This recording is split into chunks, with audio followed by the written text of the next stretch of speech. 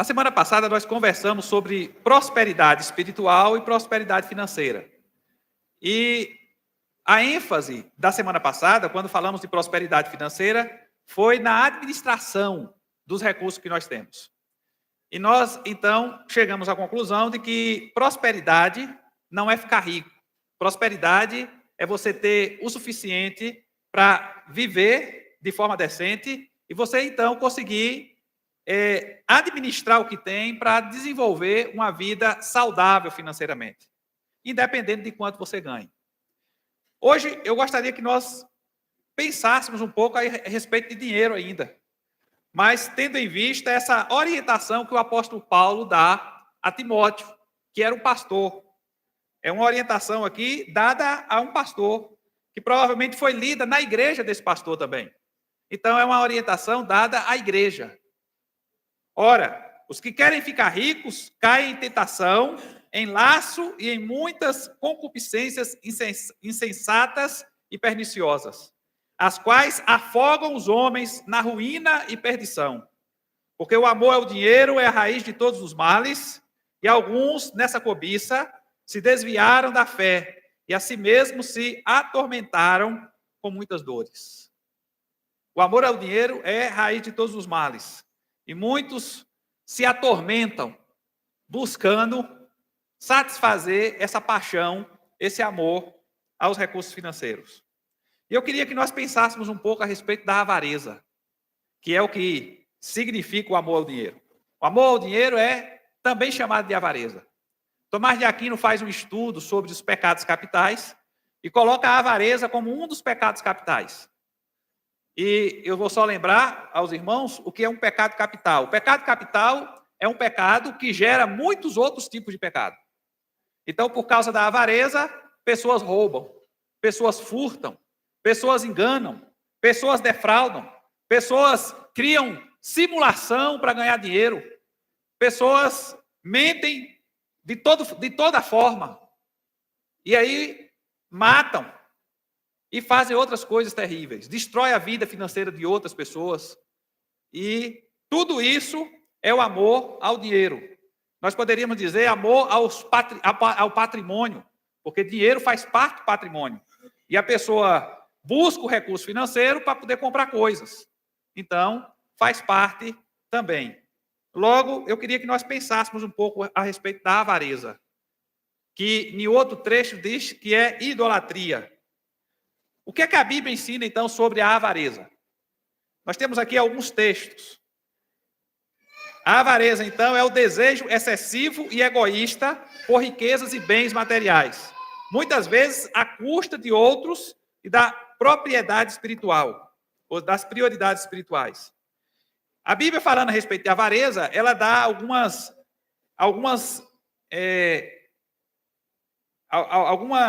recomendações, não, mas algumas instruções sobre ela. Colossenses capítulo 3, verso 5, vai estar aí a nossa primeira, falando a respeito da avareza, dizendo que ela é idolatria. Fazei, pois, morrer a vossa natureza terrena, prostituição, impureza, paixão lascívia, desejos maus e a avareza, que é a idolatria. Veja que a sequência que foi colocada aqui é uma sequência de pecados muito ruins. Prostituição, impureza, paixão, desejos maus e a avareza foi colocada por último aqui. Que você pode colocar no mesmo nível de todos os outros tipos de pecados que foram colocados aqui. Então, a avareza, ela traz sérios danos, porque ela é a pessoa que é avaro, ele começa a ter uma relação idólatra com o patrimônio. E aqui eu não falo só com o dinheiro, mas com o patrimônio. Uma relação idólatra com a terra, com o carro, com os negócios.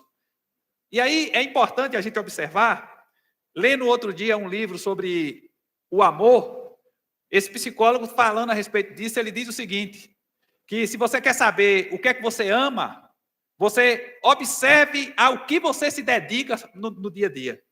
Quanto mais você se dedica, mais você ama. E aí eu me lembro também de um pastor que da Coreia, que veio aqui. Não, ele estava pregando aqui no Brasil, e ele falando a respeito da motivação dos crentes. Acorda 5 horas da manhã, os crentes de São Paulo, ele estava falando provavelmente para o pessoal dali, acorda 5 horas da manhã para correr atrás de dinheiro. E entra dentro do ônibus, e vai para um canto, e vai para o outro, e fica às vezes até 10 horas da noite, correndo atrás de dinheiro. Não tem um tempinho para orar. E aí, o que a gente vê é que o coração está voltado para os bens materiais e para a busca de sobrevivência. E Deus fica sempre em segundo lugar. Então, há esse relacionamento idólatra com o patrimônio, porque a pessoa começa a ser dominada por ele. E todas as expectativas e esperanças da pessoa deixam de estar em Deus para estar no patrimônio que possui. E aí, a gente tem, então, essa relação idólatra. Ao passo que, por exemplo, quando você cria uma dependência de Deus, qualquer coisa, qualquer necessidade, você vai orar e buscar que Deus supra. Mas quando você cria uma dependência do patrimônio, então ele é a sua salvação, ele é o que lhe dá valor na sociedade, e você então começa a ter esse relacionamento idólatra com o dinheiro. Então a Bíblia falando a respeito da avareza, diz que ela é idolatria. Depois a Bíblia, em um outro texto, diz que não se pode servir a Deus e ao dinheiro. E é outro ensinamento que ela dá a respeito da avareza. Mateus capítulo 6, verso 24. Ninguém pode servir a 2 senhores, porque ou há de odiar um e amar o outro, ou se dedicará a um e desprezará o outro. Não podeis servir a Deus e às riquezas. E aqui então a gente observa que o Senhor Jesus, falando a respeito de patrimônio e Deus, a gente observa que ele está aqui dizendo que quando o patrimônio se torna senhor da nossa vida, a gente não consegue servir a Deus. E a gente precisa entender que é esse exercício de senhorio do patrimônio sobre nós. Porque a gente também encontra nas Escrituras muitos homens ricos. Abraão foi rico, os filhos de Abraão foram ricos, os filhos de Isaac foram ricos, os filhos de Jacó foram ricos. Então, a Bíblia não é contra que crentes, que cristãos sejam ricos. A Bíblia é contra que essa riqueza, esse patrimônio, exerça um controle sobre as nossas vidas, de tal forma que a nossa relação com o patrimônio se torne adoecida. E quando isso acontece, isso significa que ele já se tornou mais do que patrimônio em nossas vidas. E é isso que a gente precisa observar. Então, o que nós temos aqui é o Senhor Jesus dizendo que se seu patrimônio se tornar a sua prioridade, você está servindo a ele e você não serve a Deus. Pode ser quem for. No caso daqui, do texto que nós lemos inicialmente, Paulo estava falando para Timóteo, o pastor. Em outras palavras, pastor que vive mais para patrimônio do que para Deus, não serve a Deus. E se isso serve para mim, serve para os presbíteros, serve para os diáconos, serve para todos os membros da igreja. Qual é a nossa dedicação tem sido para quê? E o que é que o patrimônio é como controlador, ou nós apenas o usamos para alcançar aquilo que nós desejamos, sem que ele exerça um controle absoluto sobre as nossas vidas. Então, não se pode servir a Deus e ao dinheiro. É a outra orientação que a Bíblia dá a respeito da avareza. Eu coloquei aqui mais 2 observações sobre isso. O avarento transforma o dinheiro na sua fonte de segurança e devoção. O dinheiro é a fonte de segurança e devoção do cristão? Não. É Deus a fonte de segurança e devoção do cristão. Mas quando o dinheiro se torna a nossa fonte de segurança e devoção, nós estamos, então, tentando servir a 2 senhores. A devoção ao dinheiro molda a vida do avarento. E esse é um outro aspecto importante.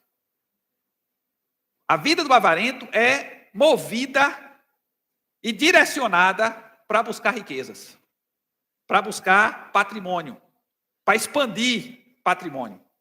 Então, todas as vezes que o nosso projeto de vida está completamente voltado para desenvolvimento de patrimônio significa que nós precisamos moldar a nossa vida para alcançar esse patrimônio, e isso é avareza. E você não precisa ser rico para ser avarento. Você só precisa ser alguém que resolveu moldar a sua vida em torno da busca de riquezas, da busca de bens materiais. Quando você faz isso, você então vive nesse estado de avareza e não consegue servir a Deus. Não consegue desenvolver a sua espiritualidade por causa da avareza que vai moldando o seu comportamento.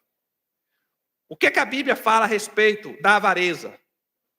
1 Timóteo 6, 9 e 10. A avareza gera destruição. Ora, os que querem ficar ricos caem em tentação, em laço e em muitas concupiscências insensatas e perniciosas, as quais afogam os homens na ruína e perdição. Veja só o que está dizendo. Qual é a consequência da avareza? Afogam os homens na ruína e perdição. Depois ele fala mais. O amor ao dinheiro é raiz de todos os males. E depois, alguns, nessa cobiça, se desviaram da fé e a si mesmos se atormentaram com muitas dores. Então, o amor ao dinheiro traz tormento, traz males sobre as nossas vidas e afogam a nossa fé, destroem a nossa fé. Então, nós precisamos tomar cuidado com o nosso relacionamento com o dinheiro, com o patrimônio, para que o patrimônio não se torne dono e senhor de cada um de nós. Então, nós precisamos viver uma vida saudável. E essa vida saudável só se dá quando nós temos um relacionamento saudável com o nosso patrimônio. Quarta lição que nós aprendemos. O que a Bíblia fala a respeito da avareza? Lucas 12, 15 nos diz assim. Então lhes recomendou: tende cuidado e guardai-vos de toda e qualquer avareza, porque a vida de um homem não consiste na abundância dos bens que ele possui. A vida não consiste na abundância dos bens que nós possuímos. Mas tem gente que vive como se a vida fosse o patrimônio que possui.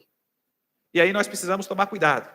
Jesus, então, alerta contra a ilusão de que a felicidade ou o sentimento de vida depende da acumulação de riquezas. A vida verdadeira está em valores espirituais e não em bens materiais. E o cristão precisa refletir esse valor na sua própria vida. A gente precisa passar para os nossos filhos, passar para as pessoas com quem nós convivemos, que os valores do reino de Deus são mais importantes do que qualquer patrimônio que a pessoa possa alcançar. Então, é outra orientação da Bíblia a respeito da avareza. Quinta orientação sobre a avareza. A generosidade é uma virtude oposta à avareza. E aí, eu acho que alguém falou aqui na última vez que nós falamos sobre administração, falou sobre crente que não dá ajuda para os outros. Pois é, gente avarenta gosta de juntar patrimônio, gosta de juntar dinheiro, não vai investir em ninguém que está à sua volta. Gente avarenta, quando o filho precisa de ajuda, empresta, não dá. Quando o neto precisa de ajuda, a tentação é até de emprestar, e se brincar, empresta juros. Porque a pessoa vive em função, a pessoa tem um estilo de vida, e o estilo de vida é voltado para juntar, para aumentar. E não passa isso. A pessoa pode ficar idoso e vai continuar com esse instinto avarento, controlando e manipulando a vida da pessoa. Então nós precisamos tomar cuidado com a avareza, porque ela tira a generosidade do nosso coração, a ponto de o avarento, tendo os recursos para ajudar alguém, vê alguém num estado de miséria, não faz nada para ajudar. É o tipo de gente que dá um tapinha nas costas, como diz Tiago, e diz: o Senhor te abençoe e segue o teu caminho. E a pessoa vai passando as dificuldades da vida por causa da falta de generosidade do homem que gosta de juntar. E aí, 2 Coríntios 9, 6 e 7 nos diz assim: e digo isto, que aquele que semeia pouco, pouco também ceifará. E o que semeia com abundância, em abundância também ceifará. Cada um contribua segundo tiver proposto no coração, não com tristeza ou por necessidade, porque Deus ama a quem dá com alegria. E o avarento nunca vai dar com alegria. É o dízimo que é entregue com muita tristeza, né? É a oferta que, às vezes, a esposa está ali em cima da pessoa, para a pessoa contribuir com alguma coisa da igreja, e a pessoa está ali sempre com a mãozinha amarrada, quando é para abrir. Quando é para abocanhar dinheiro, a mão está sempre aberta. Mas quando é para abrir mão de dinheiro, a mão está sempre fechada. E aí nós precisamos entender que a avareza tira essa necessidade que nós temos de exercer generosidade. Faz de você alguém mesquinho. É o que a avareza faz. A riqueza terrena é passageira. É o que diz lá em Provérbios. Não te fatigues para seres rico. Dá de mão a tua própria sabedoria. Porventura fitarás os olhos naquilo que não é nada, pois certamente a riqueza faz-se asas e voa ao céu como águia. Mas o avarento está morrendo quase do caixão e está fazendo negócio. Porque é o instinto, né? O Deus, a necessidade compulsiva vai gerando nele esse comportamento. Um comportamento de juntar tesouros, quando na verdade deveria estar já pensando em dividir. Logo, o que a gente observa aqui, então, são as orientações que a Bíblia nos dá e o que a Bíblia ensina a respeito da avareza. A avareza é idolatria, não se pode servir a Deus e ao dinheiro, a avareza gera destruição, a vida não consiste na abundância de bens, generosidade é uma virtude oposta à avareza e a riqueza terrena é passageira. São as orientações que a Bíblia nos dá. Eu gostaria, dessa segunda parte que nós vamos estudar sobre a avareza, eu gostaria que nós pensássemos no seguinte: o que é que o dinheiro oferece que atrai tanto a gente? O que é que o dinheiro oferece? O que é que o patrimônio oferece? Que acaba atraindo tanto e que acaba, de certa forma, enlaçando uma boa parte de nós. Primeira coisa, segurança. O dinheiro oferece uma sensação de segurança, permitindo que as pessoas tenham acesso a alimentos, moradia, cuidados de saúde e outras necessidades básicas. O dinheiro traz uma sensação de que você está seguro. Aí é interessante, porque é assim, ele traz uma sensação de que você está seguro, mas você precisa construir um muro de 4 metros de altura para ninguém entrar dentro da sua casa. E você está seguro. Traz uma sensação de segurança, mas você precisa reforçar as portas da casa. Você precisa andar de carro com carro blindado. E assim por diante. E quanto mais rico o indivíduo vai ficando, mais seguro ele se sente. E ele vai precisar de homens armados para ajudar ele a se locomover nos lugares. Essa semana, o presidente, no lugar que ele vai votar, Lula vai votar, mandou um carro lá para examinar a escola lá que ele vai votar, e os bandidos roubaram o carro do povo que foi lá olhar a segurança. Mas é isso que funciona, esse o funcionamento, essa ilusão de segurança. Quem é que está mais seguro? Alguém que pode transitar em qualquer lugar ou alguém que só pode transitar em algum lugar se tiver com 10 homens armados em volta? Quem é que está mais seguro? Mas a riqueza, o bem, traz essa sensação de segurança. E a pessoa então acha que pode, que tudo, que alcança tudo, e essa segurança vai trazendo então esse laço para as nossas vidas. Na casa do sábio, há comida e azeite armazenados, mas o tolo devora tudo que pode. É o que Provérbios fala a respeito do sábio. Quer dizer, o sábio é alguém prudente, mas cuidado para você não se tornar um sábio avarento, Porque isso aí você já foge da prudência rapidinho. Segunda coisa que faz o dinheiro, que nos atrai para o dinheiro: liberdade e autonomia. É outra coisa que o dinheiro traz e que vai, de certa forma, nos seduzindo. Tomar decisões mais livres, sem depender tanto de outras pessoas. Os adolescentes que os digo, ficam tudo doido para arrumar o primeiro emprego, para poder dizer, agora eu mando no meu nariz, vou comprar o que eu quiser. E acha que o dinheiro vai dar, né? Tem alguns que ficam falando assim, quando eu começar a trabalhar, eu vou sair de casa, né? Vai sair de casa, ganhando um salário mínimo, vai descobrir que depois que pagar o aluguel, que pagar a água, que pagar a energia, né?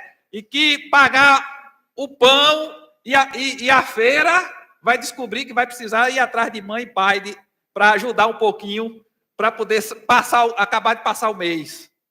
Mas o que a gente observa é justamente essa percepção de liberdade, de autonomia. Para que você quer ser rico? Eu quero ser rico para me fazer não sei o que mais lá, e começa a viajar, né? Uma vida maravilhosa. E descobre que ganhou um patrimônio e se escravizou por causa do patrimônio, porque agora não pode viajar, porque tem que olhar o patrimônio, tem que administrar o patrimônio, tem que olhar funcionário que está trabalhando no patrimônio, e você ficou escravo. Eu me lembro de uns animais que eu criava ali na gameleira, viajei, deixei um menino para tomar conta de um boi que só vivia pulando cerca, e de umas cabras lá.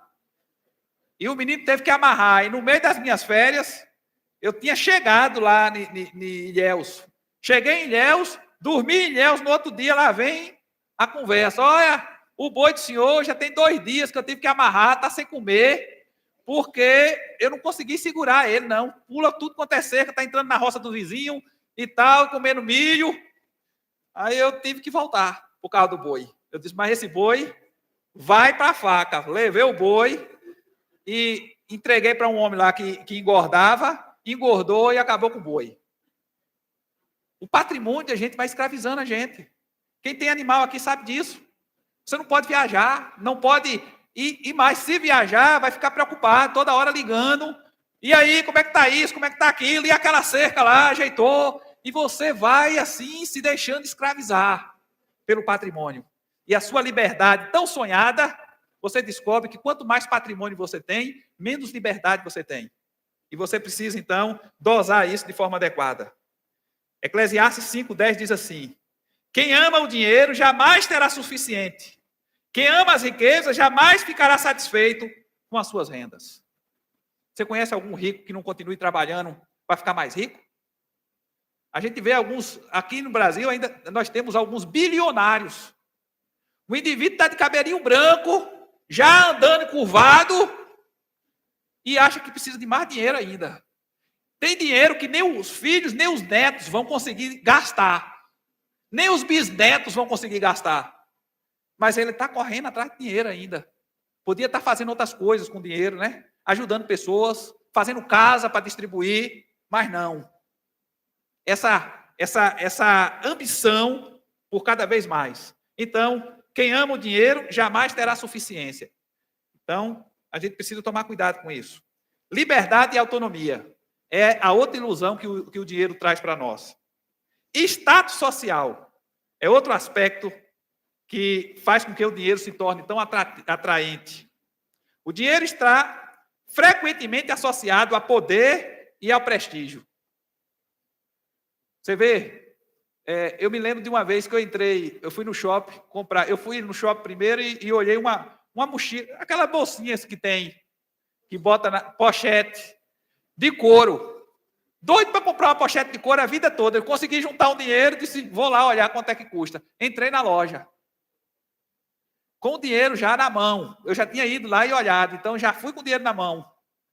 Um casal bem vestido, olhando um monte de coisa e não comprava nada. E eu lá, quase mendigando para alguém me atender. O rapaz do balcão não queria me atender e o outro que estava atendendo o casal também não queria me atender. E eu fiquei assim, olharam, e eu esperando, não compraram nada, foram embora. Aí depois veio me atender. tirei o dinheiro, disse, eu quero essa pochete aqui. Peguei a pochete e fui embora. Mas isso me marcou. A gente se veste bem, é bem atendido. Me lembro também do meu pai. Meu pai mandou uma moça para Salvador, era daqui do Jacó, para trabalhar lá na casa. E ela tinha uns 14 anos. Aí ele, não, 14 não, era 16. Aí o pai disse, vai na escola mais próxima aí, vê se consegue uma vaga. Lá vou eu na escola mais próxima. Converso com um, converso com o outro lá na escola, não tem vaga. Aí falei com o pai, disse que não tem vaga não. Ele disse, tá bom. Quando eu for aí, eu ajeito. Aí foi, levou a moça, vestiu terno e gravata, chegou lá com o carro, botou o carro na frente da escola, entrou, o povo estava chamando ele de diretor. Diretor, a sala do senhor é ali, o funcionário disse. Diretor, a sala do senhor é ali. Ele disse, não sou diretor não. E aí sentou lá na sala do diretor esperando. Quando o diretor chega, vai logo dizendo, o que é que o senhor precisa? Estou precisando de uma vaga para uma aluna, para uma menina que veio trabalhar aqui no meu apartamento aqui em Salvador. Pois não, vamos ajeitar agora. E ajeitaram. E aí o que é que acontece? A imagem que você passa, né? Talvez se eu tivesse ido de terno e gravata, talvez acontecesse abrisse essas portas. Status. As pessoas conhecem você e abrem portas para vender, para crédito, tudo, quando você tem recursos financeiros. Então, o status social. Muita gente quer ter esse status social, e as empresas sabem disso. Aí o que é que a empresa faz? Treina os funcionários, quando a pessoa chegar aqui, cafezinho, água, não sei o quê, vai oferecendo e mostrando os produtos. E aí você vai se enchendo, né? Estou me sentindo importante. E vai se endividando todo, os carnezinhos vão entrando dentro da bolsa, sem limites. Status. Muitas vezes o que o indivíduo quer é status. E é por isso que corre tanto atrás de dinheiro. É por isso que se deixa escravizar por ele. E a gente precisa tomar cuidado. Porque esse é um laço que destrói a nossa espiritualidade muitas vezes. Poder e controle. É outra coisa é outra ilusão que o dinheiro traz para nós e acaba nos atraindo para buscá-lo. O dinheiro também oferece a capacidade de influenciar o mundo ao redor. Então, a pessoa tem dinheiro, ele começa, de certa forma, a influenciar o ambiente em volta dele. Ajuda um filho, ajuda outro, aí vai ajudando alguém da família, né? Pode fazer algum investimento em alguém que está precisando de ajuda. Então, essa sensação de poder e de controle que o dinheiro, às vezes, traz para nós, faz com que a gente valorize ele de uma forma intensa. Provérbios 22, 7 diz assim, os ricos governam sobre os pobres, e quem toma emprestado é escravo de quem empresta. Então, quem empresta acaba exercendo um certo domínio, um certo controle sobre o outro. No caso daqui, uma sociedade onde você não pagou o empréstimo, você era escravizado por isso.